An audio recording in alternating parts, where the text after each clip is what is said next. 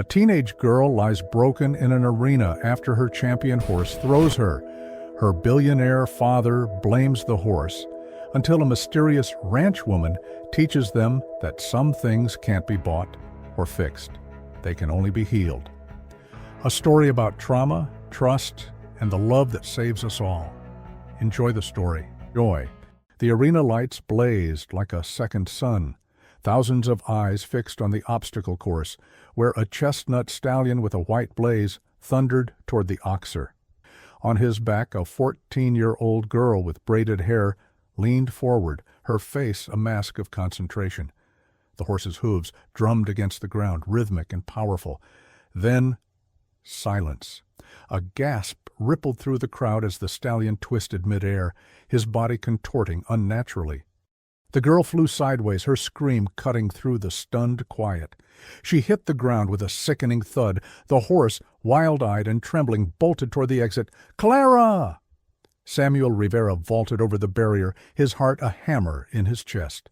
He dropped to his knees beside his daughter, whose face was pale as porcelain, her eyes fluttering. Medics swarmed. Someone grabbed his shoulder, but he shook them off. Clara's lips moved, forming words he couldn't hear over the roar in his ears. "The horse! Dad! Don't hurt him!" Then her eyes closed. 3 months later, Samuel stood in the barn of his Connecticut estate, staring at the same chestnut stallion. Apollo! The horse that had been Clara's world, the horse that had nearly killed her. Apollo's ears pinned back as Samuel approached. The stallion snorted, pawing the ground with aggression that made Samuel's chest tighten. He'd hired the best trainer money could buy, Marcus Chen, a man with a reputation for breaking difficult horses. But what Marcus had broken was Apollo's spirit. Samuel had seen the bruises on the horse's flanks, the wildness in his eyes that hadn't been there before. He'd fired Marcus 2 weeks ago, but the damage was done. "Easy, boy," Samuel murmured, stopping 3 feet from the stall door. Apollo lunged forward, teeth bared. Samuel jerked back, his pulse spiking. Behind him, a soft voice. "You're afraid of him." Samuel turned. Clara stood in the barn doorway, leaning on crutches. Her left leg was still in a brace, but her green eyes, his eyes, were clear and determined. She'd been released from physical therapy a week ago, finally strong enough to walk without constant supervision. "I'm not afraid," Samuel said, but his voice betrayed him. "Yes, you are, and he knows it." Clara hobbled forward, her gaze locked on Apollo. "He's not mean, Dad, he's scared." "Why, scared horses are dangerous horses. So are scared people." Samuel felt the words like a punch. Clara had always been wiser than her years, a trait she'd inherited from her mother. But her mother had died 5 years ago, leaving Samuel to raise Clara alone. He'd buried himself in work, his tech empire, his investments, his endless need to build something bigger, something that would matter. But none of it mattered when he'd seen Clara lying motionless in that arena. "Clara, you can't ride him again, you know that." Her jaw tightened. "I have to." "You fractured your spine. Do you understand what that means? One more fall. I won't fall." "You can't know that. I know Apollo. He didn't mean to hurt me." Something scared him. Something went wrong. Her voice cracked. "He's my best friend, Dad. I can't just give up on him." Samuel's throat closed. He wanted to argue, to forbid her from ever going near the horse again. But he saw the devastation in her eyes, the same devastation he'd felt when her mother died. Loss, helplessness, the unbearable weight of something precious slipping away. "There has to be another way," he said quietly. "There is." Clara pulled out her phone, her fingers flying across the screen. She turned it toward him. On the screen was a website, rustic, simple, with photos of horses running free in wide pastures. At the top, a name, Jessica Harlow. Natural horsemanship and rehabilitation. "Who is this?" "She's a horse whisperer. Well, sort of. She works with traumatized horses, ones that everyone else gives up on. She has a ranch in Wyoming. I found her online. Dad, she's the only one who can help Apollo." Samuel took the phone, scrolling through the testimonials. Horses that had been abused, neglected, left to die, all brought back by this woman. But the website was bare bones, almost amateurish.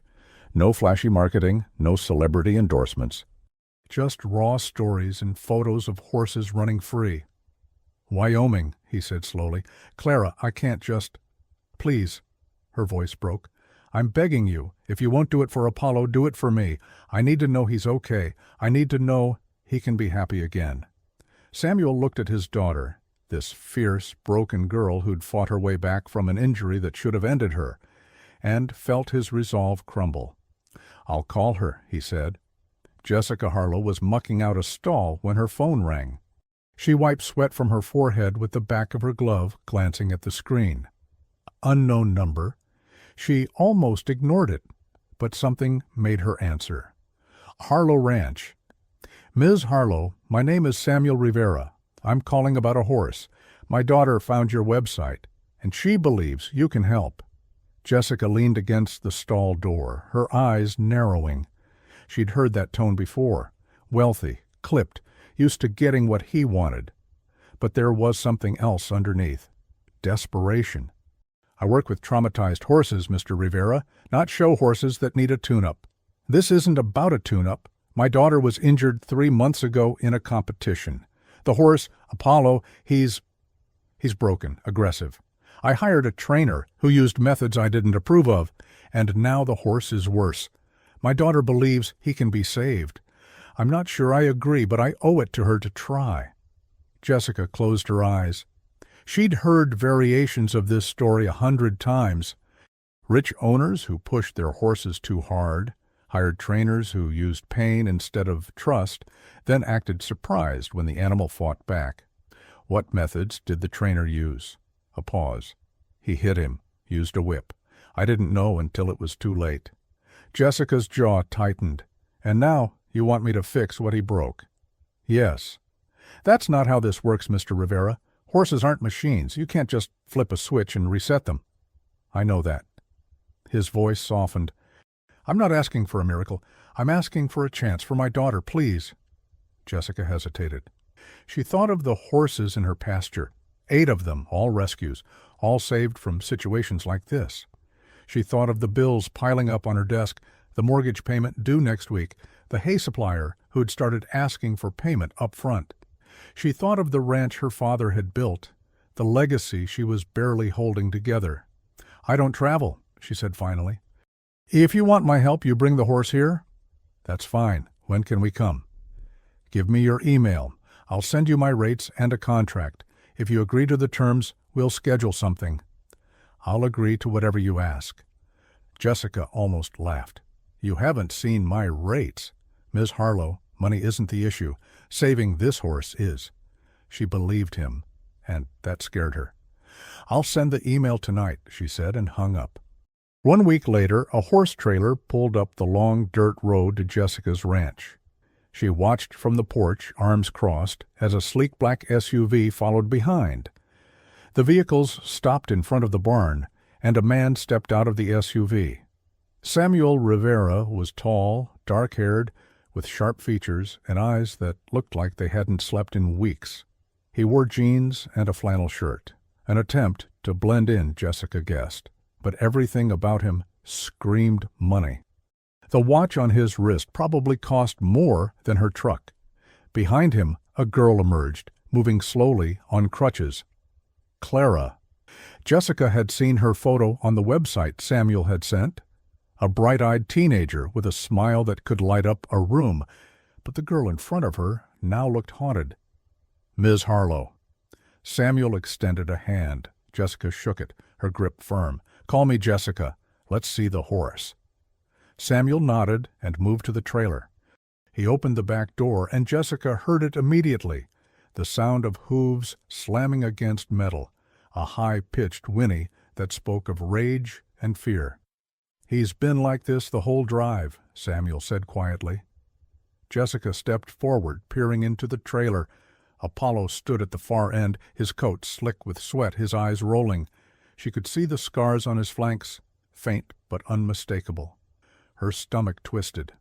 How long was he with the trainer? 6 weeks? Jessica exhaled slowly. 6 weeks. Long enough to shatter trust, to turn a proud animal into a weapon. I need you both to step back, she said, and stay quiet.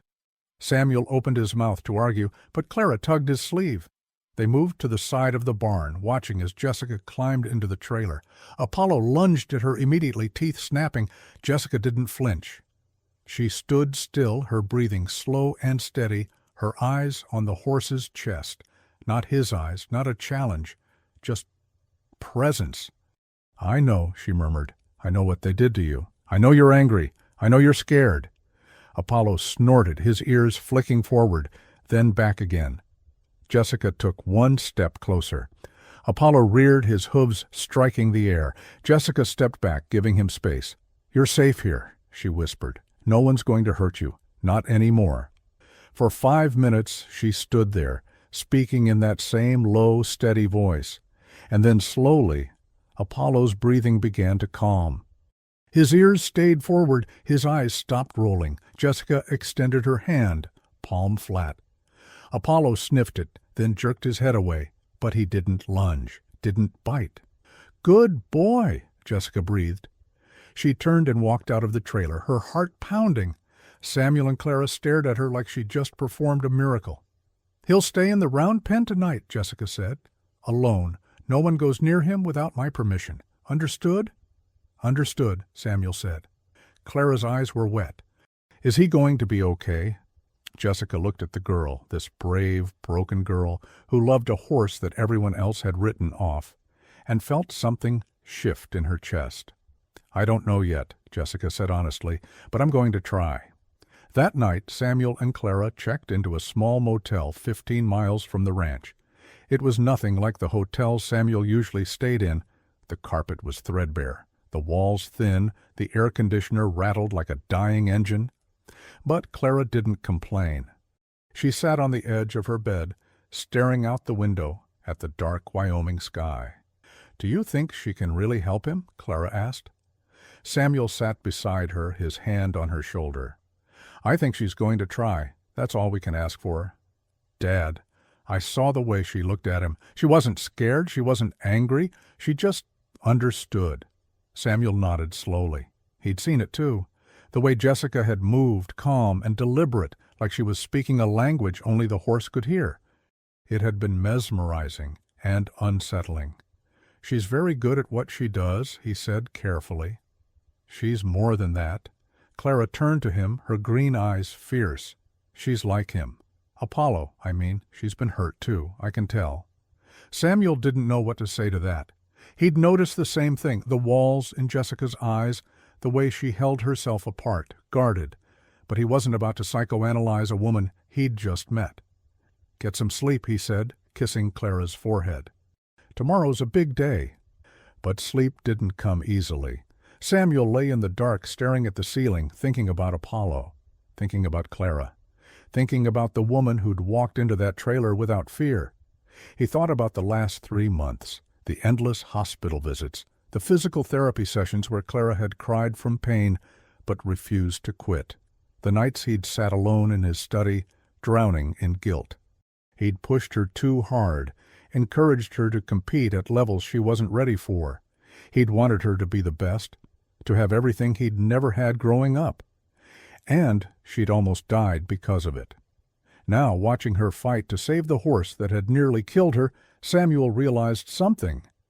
Clara wasn't fighting for Apollo. She was fighting for herself, for the part of her that had been shattered in that arena, for the belief that broken things could be made whole again.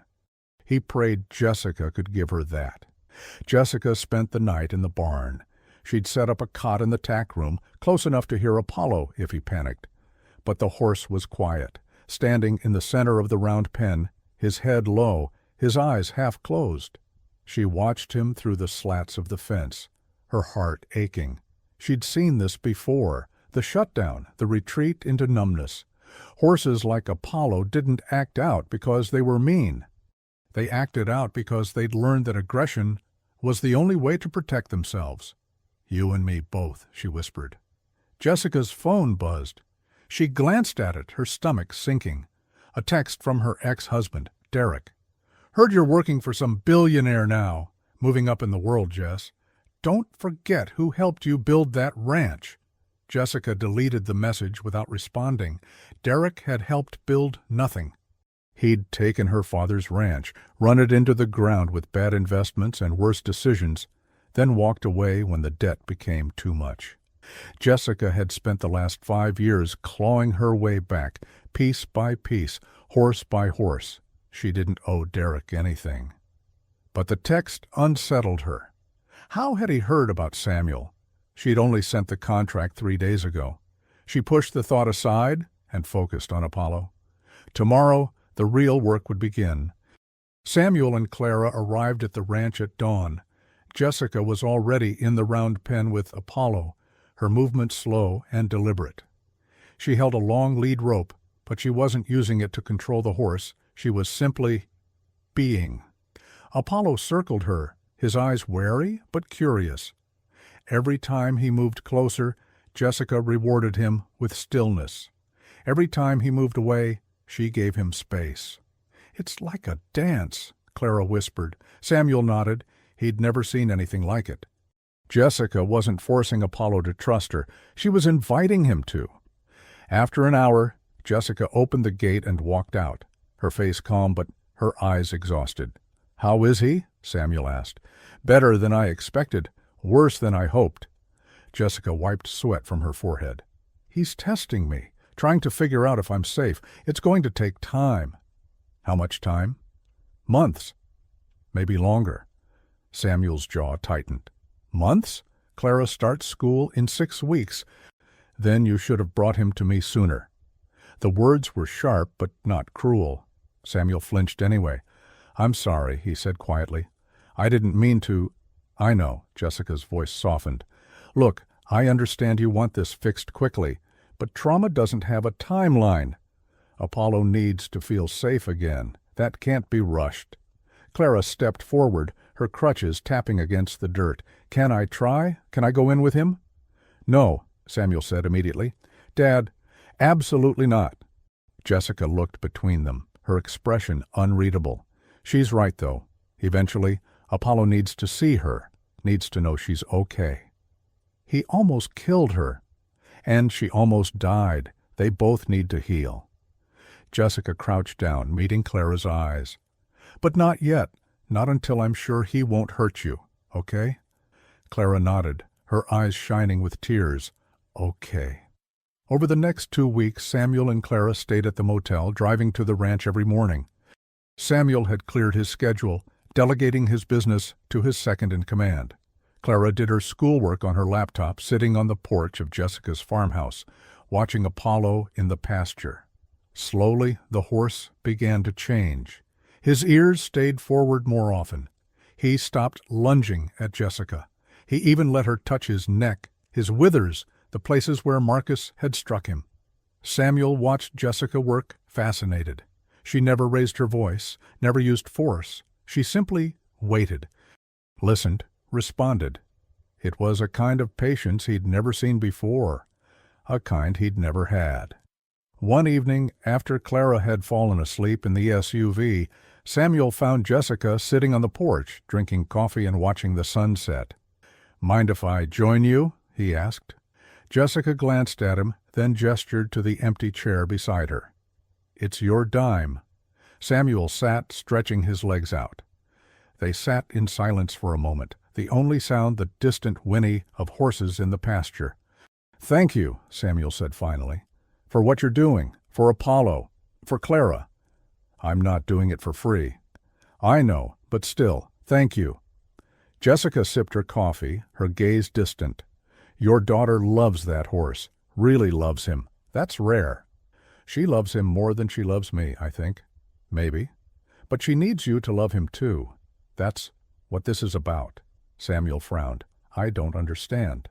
Jessica turned to him, her blue eyes sharp. "You're angry at Apollo. You blame him for what happened to Clara. And as long as you carry that anger, he'll never trust you. And Clara will always feel like she has to choose between you and him.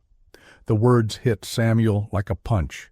He opened his mouth to argue, but the truth of it settled in his chest, heavy and undeniable.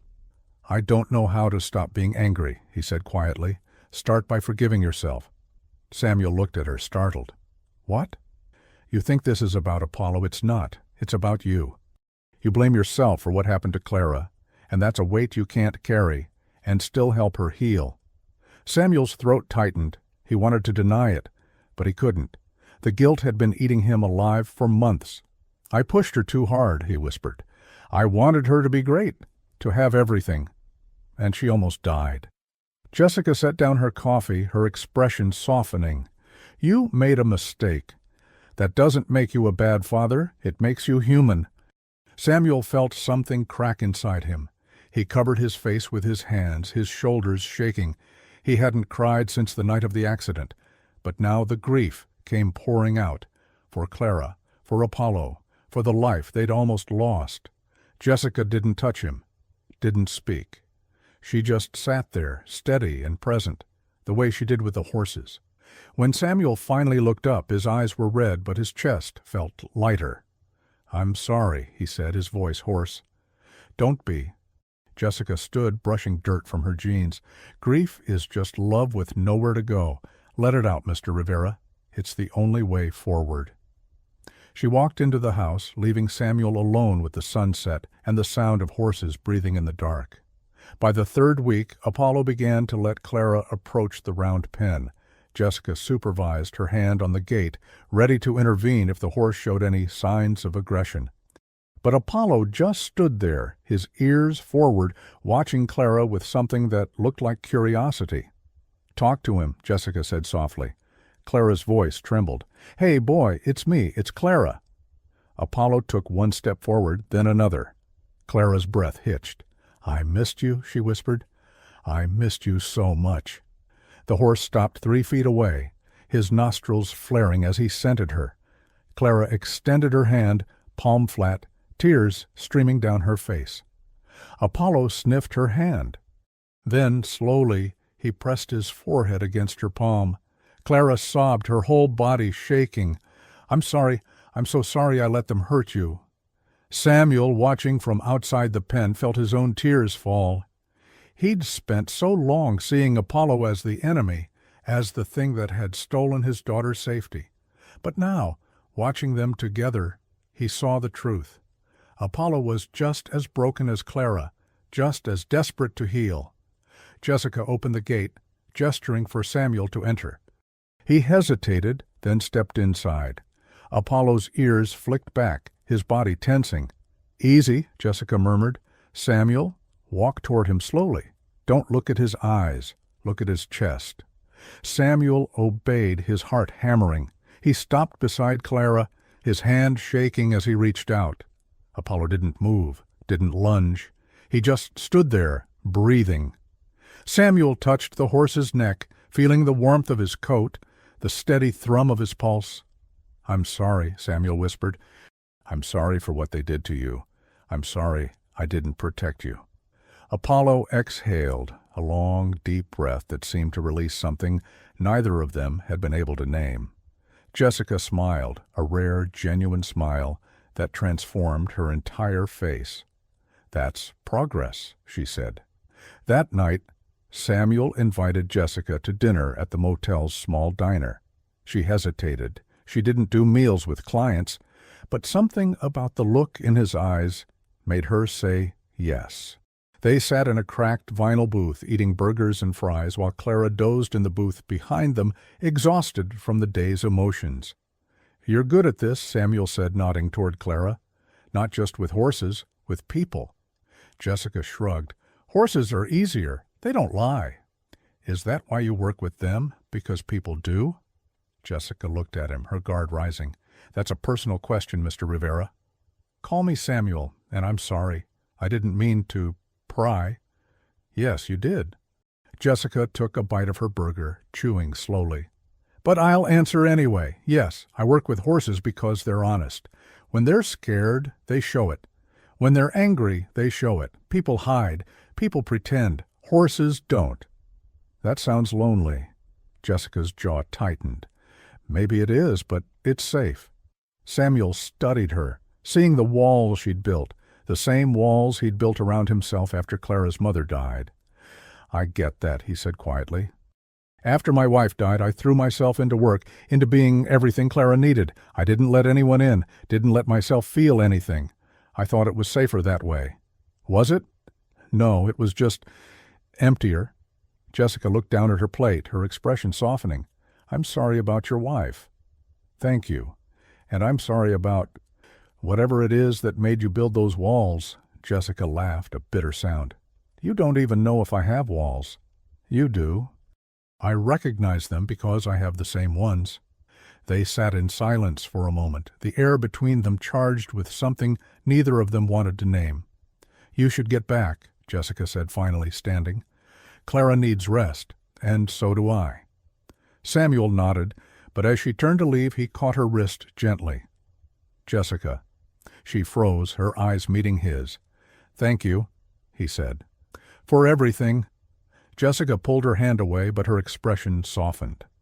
You're welcome.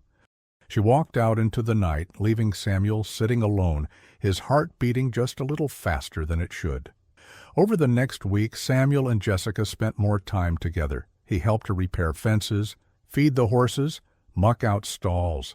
She taught him about natural horsemanship, about reading body language, about trust. And somewhere in the middle of it all, they began to talk. About Clara, about Apollo, about their lives before this moment. Samuel told her about his childhood, growing up poor, building his company from nothing, losing his wife to cancer when Clara was 9. Jessica told him about her father, who'd started the ranch, about Derek, who'd destroyed it, about the years she'd spent fighting to keep it alive. They didn't realize they were falling until it was too late. It started with a touch.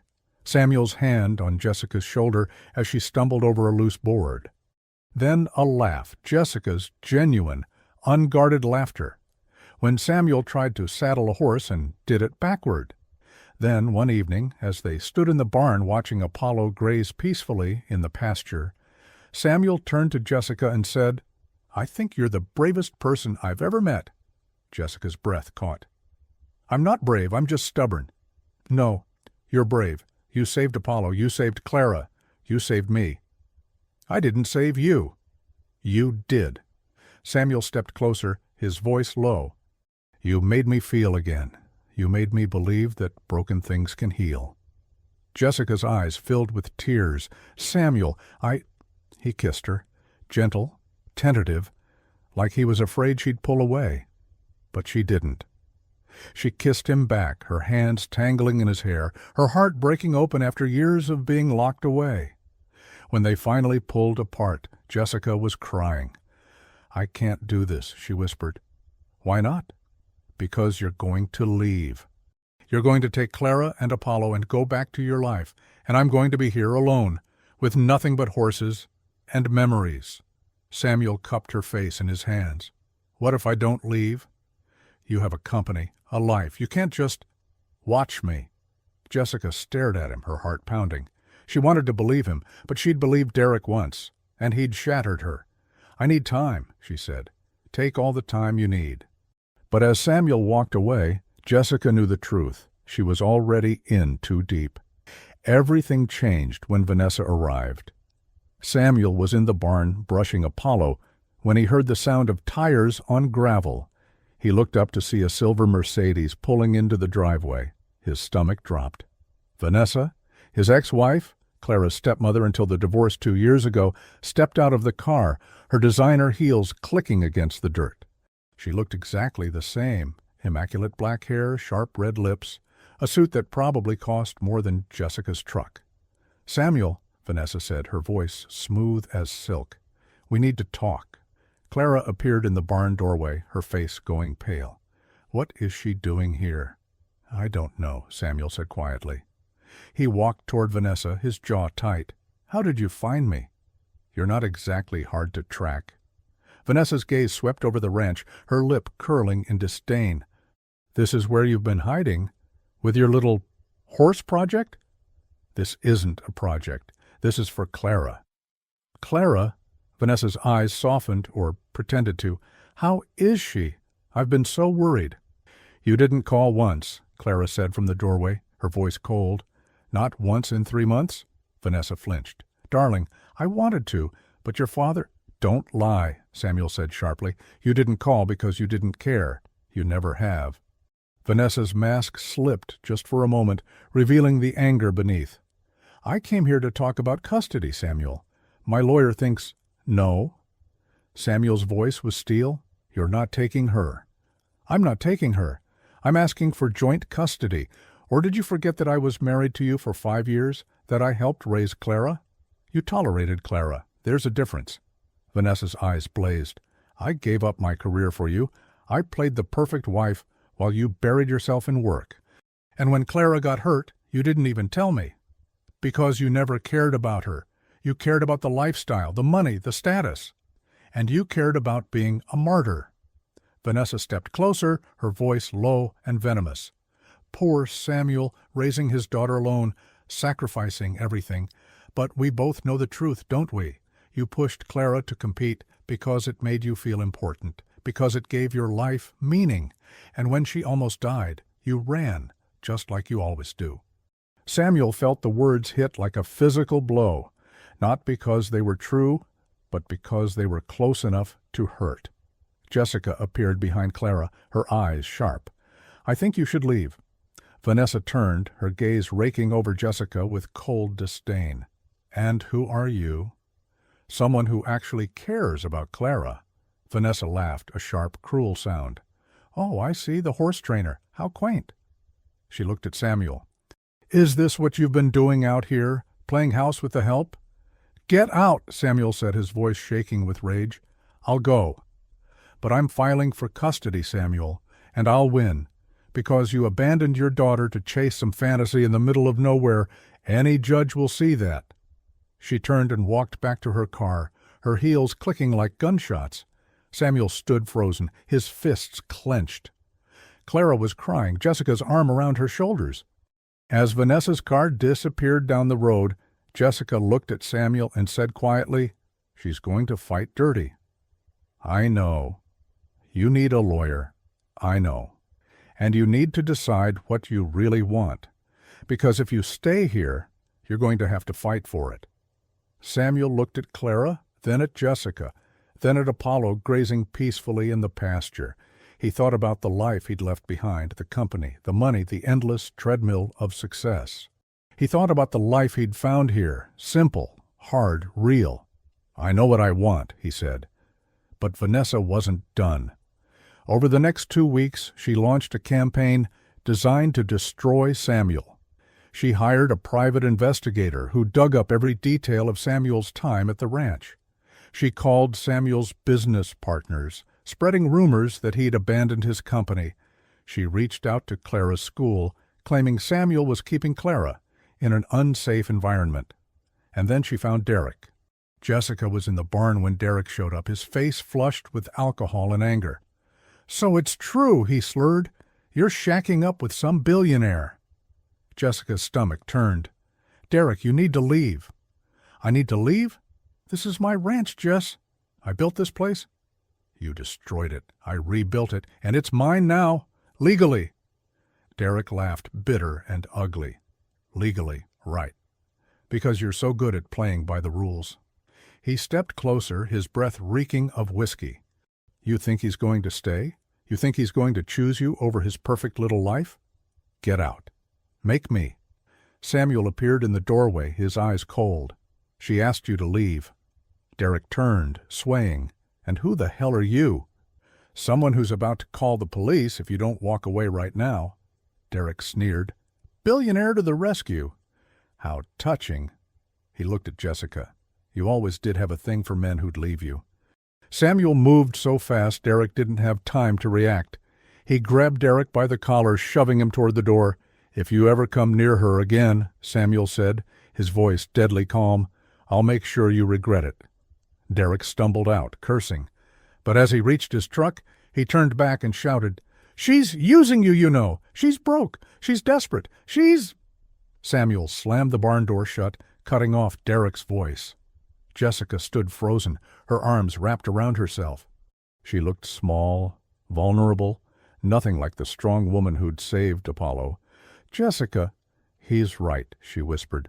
"I am broke, I am desperate, and you're going to leave just like he did." "No." Samuel crossed the barn in 3 strides, pulling her into his arms. "I'm not, Derek. I'm not leaving." "You don't know that." "Yes, I do." He tilted her chin up, forcing her to meet his eyes. "I love you." Jessica's breath caught. "Samuel, I love you," he said again. "And I'm not going anywhere." Jessica broke down, sobbing into his chest. Samuel held her, his own heart breaking for this woman who'd been hurt so many times she couldn't believe in love anymore. "Let me prove it to you," he whispered. "Let me stay." But Vanessa's final move was the most brutal. She filed a motion claiming Samuel was unfit to care for Clara, citing his extended absence from work, his relationship with Jessica, and Clara's unsafe proximity to Apollo. She demanded full custody, arguing that Clara needed stability, something Samuel couldn't provide.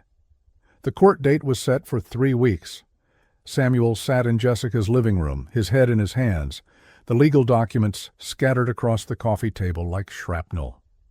Clara was upstairs, packing. She'd barely spoken since the news came.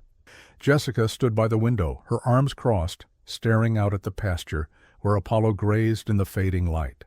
"I have to take her back to Connecticut," Samuel said, his voice hollow. "My lawyer says if I don't show up for the hearing, Vanessa wins by default." "I know."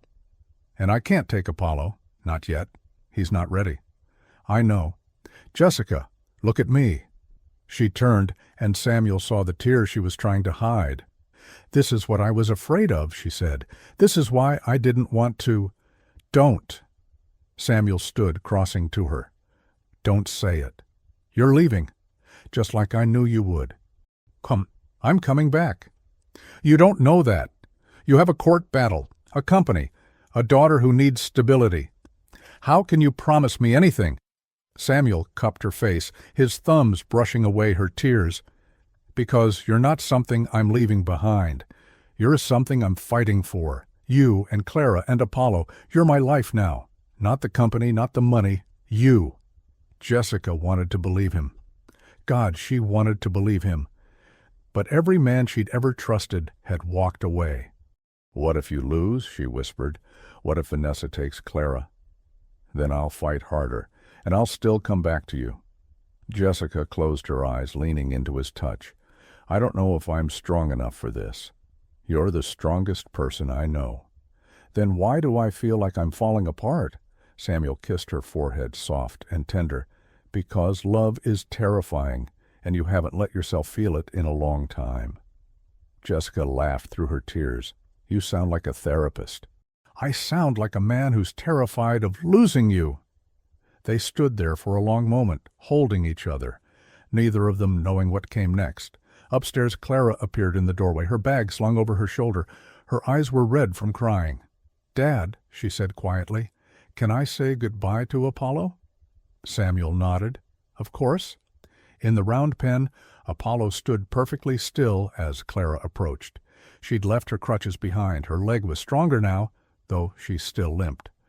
She pressed her forehead against Apollo's neck, breathing in his scent, memorizing the warmth of him. "I have to go," she whispered. "But I'm coming back, I promise. I'm going to fight for you just like you fought for me." Apollo nuzzled her hair, his breath warm against her cheek. Jessica stood outside the pen, watching. Samuel stood beside her, his hand finding hers. "She's going to be okay," Jessica said softly. "We all are," Samuel replied, but his voice lacked conviction. As Clara finally pulled away, Apollo followed her to the gate, his eyes locked on her. When she stepped outside, he whinnied, a sound so mournful it made Jessica's heart clench. "He knows," Clara said, tears streaming down her face. "He knows I'm leaving." "He also knows you love him," Jessica said. "And that's what matters." Clara turned to Jessica, suddenly fierce. "You have to keep him safe. Promise me, no matter what happens, you'll keep him safe." "I promise." Clara threw her arms around Jessica, holding her tight. "And Take care of my dad. He's not as strong as he pretends to be." Jessica's throat closed. "I will." Samuel loaded their bags into the SUV while Jessica stood on the porch watching. When everything was packed, Samuel walked back to her one last time. 3 weeks, he said. "I'll call you every day. Okay?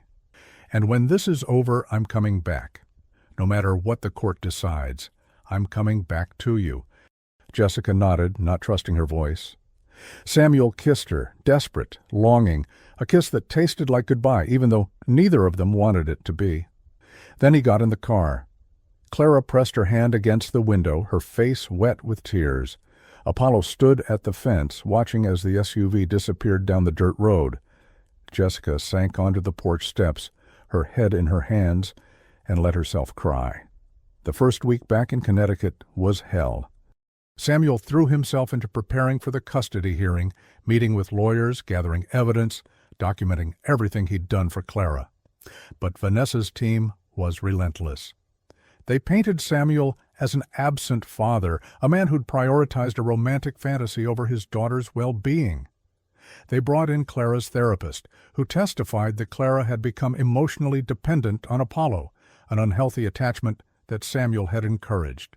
Clara was falling apart. She barely ate, barely spoke. She spent her days in her room, staring at photos of Apollo on her phone. Samuel tried everything, therapy, medication, distractions, but nothing worked. "I want to go back," Clara said one night, her voice flat. "I want to see Apollo." "I know, sweetheart. Soon." "You keep saying that." "Because I mean it." Clara looked at him with hollow eyes. "Vanessa's going to win, isn't she?" "No." "You don't know that." "I do."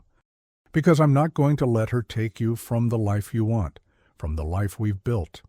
"What life, Dad? I'm stuck here. Apollo's stuck there, and you're stuck in the middle, pretending everything's going to be okay when we both know it's not." The words cut deep. Because Clara was right. Samuel was stuck between his old life and his new one, between duty and desire, between fear and love. That night he called Jessica. "How is she?"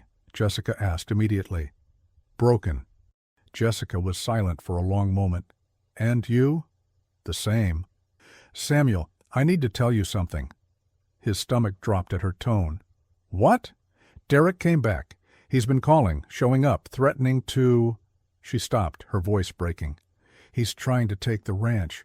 He says he has proof that I forged his name on the deed transfer papers. It's not true, but he's filing a lawsuit, and I don't have the money to fight him." Samuel's hand tightened on the phone. "I'll send you whatever you need. Lawyers, money?" "No." Jessica's voice was firm. "I can't let you do that." "Why not?" "Because then everyone will say Derek was right, that I'm using you, that I'm just—" "I don't care what people say." "I do. Samuel, I've spent 5 years rebuilding my life, my reputation. If I let you swoop in and save me, I'll never know if I'm strong enough to stand on my own." Samuel wanted to argue, to tell her that accepting help wasn't weakness. But he heard the pain in her voice, the desperate need to prove herself. So he said the only thing he could. "Okay, but if you change your mind, I won't." They talked for another hour, about nothing and everything. When Samuel finally hung up, he felt more alone than he had in years. The night before the hearing, Clara came into Samuel's study. She'd been crying again. Her eyes were swollen, her face blotchy. "Dad, I need to tell you something." Samuel set down his papers. What is it?" Clara sat across from him, her hands twisted in her lap. "I heard you and Jessica talking. About Derek, about the lawsuit." Samuel's jaw tightened. "You shouldn't have." "I know, but I did." Clara looked up, her eyes fierce despite the tears. "And I know what you're going to do. You're going to help her. You're going to fix everything, just like you always do. And then she's going to feel like she owes you, and it's going to ruin everything." "Clara, let me finish." She took a shaky breath. "I love Jessica, and I know you do too. But if you want this to work, if you want us to be a family, you have to let her fight her own battles. You have to trust that she's strong enough." Samuel stared at his daughter, this wise, wounded girl who had somehow become wiser than him. "When did you get so smart?" he asked softly. "When I fell off a horse and realized that some things are worth fighting for, even when you're scared, even when you're broken." Samuel pulled Clara into his arms, holding her tight. "I'm so proud of you." "Then prove it," Clara whispered. "Fight for us. Fight for Jessica. Fight for the life we want, not the life everyone else thinks we should have." The custody hearing was brutal. Vanessa's lawyers tore into Samuel's decisions: his time away from work, his relationship with Jessica, his choice to focus on Apollo's rehabilitation instead of Clara's education. They brought in expert witnesses who testified that Clara's attachment to Apollo was unhealthy, that Samuel had enabled it, that Clara needed structure and stability, not a ranch in the middle of nowhere. Samuel's lawyer fought back, presenting evidence of Clara's progress, her improved mental health, her renewed sense of purpose, her bond with Apollo. They called Jessica as a witness via video conference. Jessica sat in her living room, her hair pulled back, her face bare of makeup. She looked tired, but strong. "Ms. Harlow," Vanessa's lawyer said, his tone condescending, "you've been working with Apollo for how long?" 5 weeks. "And in that time, would you say the horse is fully rehabilitated?" "No. Trauma doesn't heal on a timeline." "So the horse is still dangerous?" "He's not dangerous. He's healing." "But he did injure Clara Rivera, didn't he?" "Yes, because someone abused him, because he was scared and in pain, just like any living thing would be." "Yes," the lawyer smirked. "And you believe Mr. Rivera made the right choice in bringing his injured daughter to your ranch, where a dangerous horse—" "Objection," Samuel's lawyer said sharply, leading the witness. "Sustained." But the damage was done. The implication hung in the air. Samuel had put Clara in danger. Samuel had prioritized his relationship with Jessica over his daughter's safety. When the hearing ended, Samuel had no idea which way the judge would rule. That night, Samuel sat alone in his penthouse apartment, staring out at the New York skyline. Clara was asleep in her room. The city glittered below, a million lights representing a million lives. He'd spent 20 years building his empire, climbing higher and higher, convinced that success meant never looking down. But now all he wanted was to go back to Wyoming, back to the dirt roads and wide skies, back to Jessica. His phone rang. Jessica. "Hey," he said, his voice rough. "Hey." She sounded exhausted. "How did it go?" "I don't know. The judge said she'd rule within the week." "And how's Clara?" "Sleeping, finally." Samuel rubbed his eyes. "Jessica, I need to ask you something." "Okay. If I lose, if Vanessa gets custody, will you wait for me? Will you give me time to figure this out?" Jessica was quiet for a long time. When she spoke, her voice was thick with tears. "Samuel, I've been thinking about that, about us, about what happens if this doesn't work." Samuel's heart stopped. "What are you saying?" "I'm saying that I love you. I do. But I can't be the reason you lose your daughter. I can't be the thing Vanessa uses against you. You're not. I am. You know I am. And if the judge rules in Vanessa's favor, it'll be because of me, because of us. So what are you saying? That we should end this?" "I'm saying that maybe we need to step back, let the dust settle, give you space to fight for Clara without—" "No." Samuel's voice was sharp. "No. I'm not losing you. I won't. You might not have a choice. There's always a choice, Jessica. And I choose you. I choose Clara. I choose the life we're building, messy and complicated as it is." Jessica sobbed, the sound breaking his heart. "What if it's not enough?" "Then we'll make it enough." The judge's ruling came 3 days later. Samuel sat in the courtroom, Clara beside him, his heart pounding so hard he thought it might burst. Vanessa sat across the aisle, her face a mask of confidence. The judge, a stern woman in her 60s, looked over her glasses at both parties. "I've reviewed the evidence presented by both sides," she said, her voice calm but firm. "And I've considered the testimony of Clara Rivera, who, despite her age, demonstrated remarkable maturity and clarity about her own needs. Samuel's hand found Clara's, squeezing tight. "It's clear to me that Mr. Rivera made decisions that some might consider unconventional. However, I do not believe that unconventional means irresponsible. Mr. Rivera sought professional help for Apollo, a horse that represents significant emotional value to his daughter. He prioritized Clara's mental health and well-being, even at the expense of his career." Vanessa's lawyer stood. "Your Honor, we would argue—" "Sit down, counselor. I'm not finished." The lawyer sat, his face flushed. "Ms. Rivera," the judge said, turning to Vanessa, "your concern for Clara is noted. However, your absence during her recovery, your lack of consistent communication, and your sudden interest in custody only after Mr. Rivera began a new relationship raises questions about your motivations." Vanessa's face went white. "Therefore," the judge continued, "I'm ruling in favor of Mr. Rivera. Full custody remains with him with Ms. Rivera granted supervised visitation rights should Clara choose to exercise them." Clara gasped, her hand flying to her mouth. Samuel felt tears streaming down his face, but he didn't care. "However," the judge added, "I want to make something clear. Mr. Rivera, your daughter needs stability. She needs to know that the choices you make are in her best interest, not just your own. If I see any evidence that you're prioritizing your personal life over Clara's well-being, we will revisit this decision. Do you understand?" "Yes, Your Honor," Samuel said, his voice shaking. "Thank you." The gavel came down. Vanessa stood abruptly, her chair scraping against the floor. She looked at Samuel, her eyes blazing with fury and humiliation. Then she walked out without a word. Clara threw her arms around Samuel, sobbing into his chest. "We won, Dad. We won."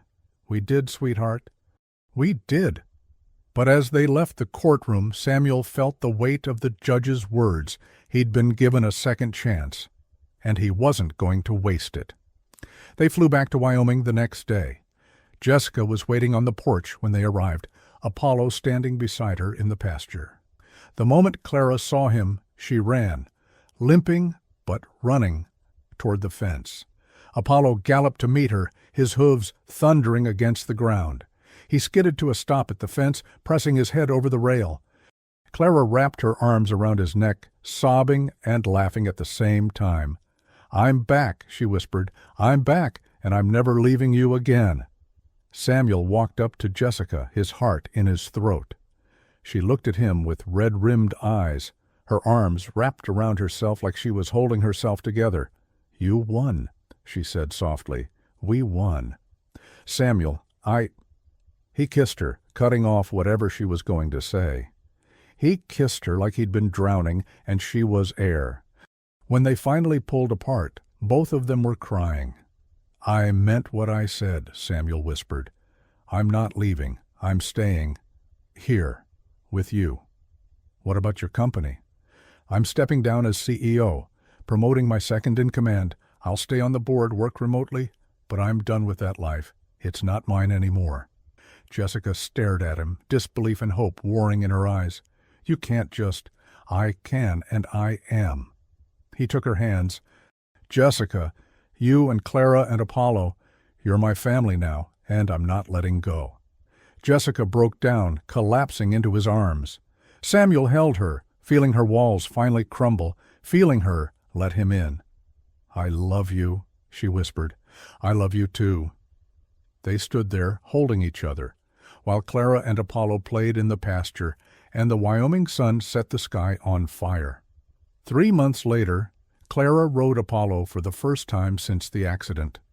Jessica stood in the center of the round pen, guiding them gently. Samuel watched from the fence, his heart in his throat. Apollo moved carefully, his steps measured, his ears flicked back toward Clara. She sat tall in the saddle, her hand steady, her face calm. "Good boy," she murmured. "Good boy, Apollo." They made one full lap around the pen, then another. By the third lap, Apollo was moving freely, his gait smooth and confident. Clara laughed, a sound of pure joy. When they finally stopped, Clara dismounted and threw her arms around Apollo's neck. Jessica walked over, tears in her eyes. "You did it," she said. "We did it," Clara corrected. "All of us." That night, Samuel proposed to Jessica on the porch of the ranch house. He didn't have a ring. He'd bought one, but it was still being sized. He just dropped to one knee and said, "Marry me. Build this life with me. Let's be a family." Jessica said yes before he'd even finished. 6 months after that, they were married in the pasture, surrounded by horses and friends, and the wide Wyoming sky. Clara was the maid of honor. Apollo wore flowers in his mane. Derek didn't show up. His lawsuit had been dismissed, his claims proven false. Vanessa sent a card, but nothing more. As Samuel and Jessica exchanged vows, Apollo and Clara stood nearby, the girl's hand resting on the horse's neck. "We're going to be okay," Clara whispered to Apollo, "all of us." And for the first time in a long time, she believed it. 1 year later, Clara competed again. Not in the high-pressure, high-stakes competition Samuel had once pushed her toward, but in a small, local event, just for fun, just to prove to herself that she could. Apollo jumped every obstacle perfectly, and when they crossed the finish line, Clara didn't care about the time or the score. She just cared that they'd done it together. Samuel and Jessica stood in the stands, their fingers intertwined, watching their daughter ride the horse that had brought them all together. "Do you ever regret it?" Jessica asked quietly. "Giving up your old life?" Samuel looked at her, this brave, beautiful woman who'd saved his daughter and his heart, and smiled. Not for a single second. Jessica leaned into him, and they watched Clara take her victory lap, Apollo's head held high, both of them free at last. Thank you for experiencing Samuel, Clara, Jessica, and Apollo's journey. This story was about broken hearts learning to trust again, both human and horse. If this story moved you, please rate it from 0 to 10. Your feedback means everything and helps create more emotionally powerful stories like this one. What did you think? Did Samuel and Jessica's love story touch your heart? Did Apollo's redemption inspire you? Let me know your rating.